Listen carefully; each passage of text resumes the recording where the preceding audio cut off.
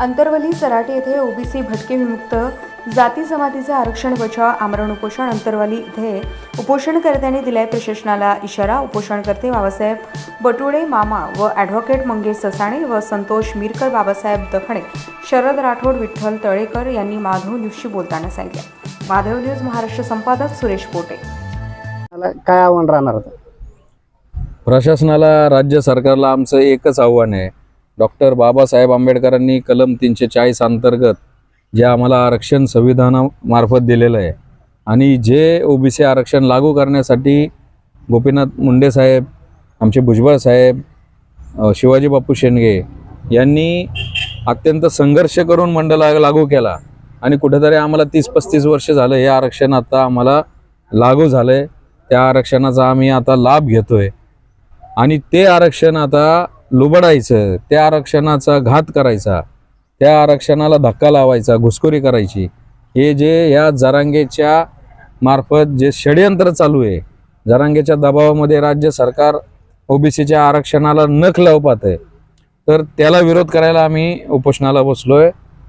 राज्य सरकारने तमाम महाराष्ट्रातील 400-450 जातीमधील विखुरलेल्या या ओबीसी भटके विमुक्त या वंचित पीडित समाजाला न्याय द्यावा, त्यांच्यावर अन्याय करू नये आणि आमचं आरक्षण हे अबाधित ठेवावं। त्याला कोणत्याही प्रकारचा धक्का, त्याच्यामध्ये कोणत्याही प्रकारची घुसखोरी होऊन देऊ नये।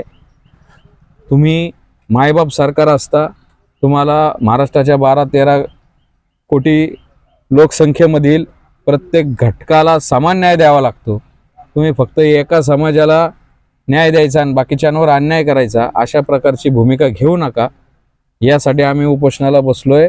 ओबीसीच्या आरक्षणाला अजिबात धक्का आम्ही लावून देणार नाही आहे आणि राज्य सरकारला इथनं इशारा आहे, अशा प्रकारे जर काही कृती केली तर येणाऱ्या 1 ते 1.5 महिन्यामध्ये जे इलेक्शन विधानसभेचं लागणार आहे त्याच्यामध्ये महाराष्ट्रातील तमाम ओबीसी बांधव या राज्य सरकारला त्यांची जागा दाखवल्याशिवाय राहणार नाही। उमेदवार उभा करणार का आपण?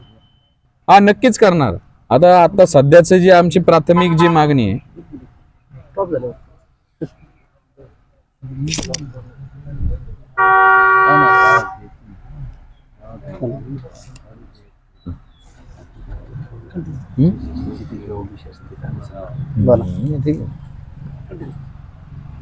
उमेदवार उभा करणार आहेत का?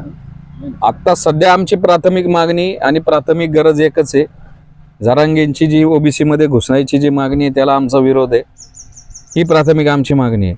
त्यानंतर जे तुम्ही जर राजकीय भूमिका विचारणार असताल तर उमेदवार उभा करणं किंवा काही याच्याबाबत अजून आमच्या कुठला विचार विनिमय झालेला नाहीये, परंतु आमचं एकच म्हणणं आहे की आमचा ओबीसी हा ज्या त्या कोणत्याही पक्षात असेल, इथं ओबीसी उमेदवार असेल त्याला आम्ही सर्व ओबीसी म्हणून सपोर्ट करणार।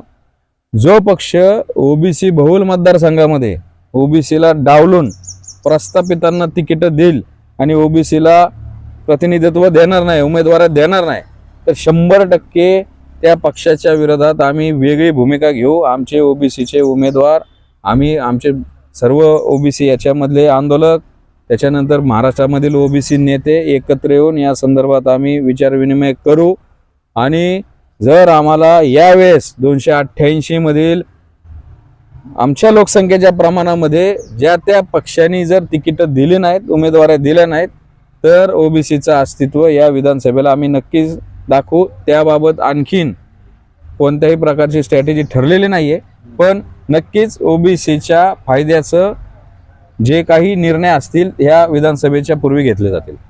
धन्यवाद। शासनाला शासन झुंडशाहीच्या बाजूने, शासन हे आधी म्हणजे ओबीसींच्या विरोधातलं शासन आहे। जो मुख्यमंत्री स्वतः शपथ घेऊन सांगतो की मी मराठ्यांना देणार आरक्षण, तो आपल्या कुठे बाजूचा आहे? हा मुख्यमंत्री आणि त्याच्या बाजूचा असलेला शरद पवार यांचं हे आंदोलन जरांगे नावाला आहे, हे टमरळ आपल्या नावाला बसवलेलं आहे। तुमचे म्हणजे शरद पवारने बसवलं असं तो इथं आलता ना, जरांगे ज्यावेळेस घरात लापला त्यावेळेस शरद पवार इथं आला होता, राजेश टोपे, शरद पवार आणि त्याचा पुतण्या इथे आले होते ना। बसवणारे तेच आहेत आणि सगळे रसद तेच पुरवत आहेत. ओबीसी बाजूला नाही शासन, विरोधात आहे आमदार खासदार ते, विरोधात आमदार खामदार काय राहिला आता, ते विरोधातच आहेत. हा राजेश टोपे तर त्यांचा चमचाच आहे. आता निवडणुकीत लोक दाखवतील त्यांना काय. धन्यवाद. काय आव्हान राहणार आहे?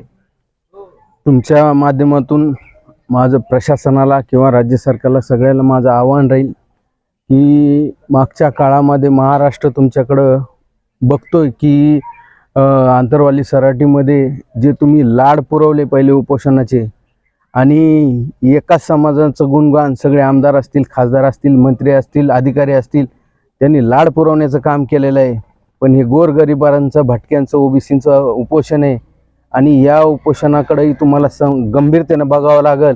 आणि येणाऱ्या काळात नाहीतर ही जनता, हा ओबीसीचा समूह नक्कीच या वैतागलेल्या परिस्थितीमध्ये शासनाला आणि प्रशासनाला सैरभैर करून सोडणार.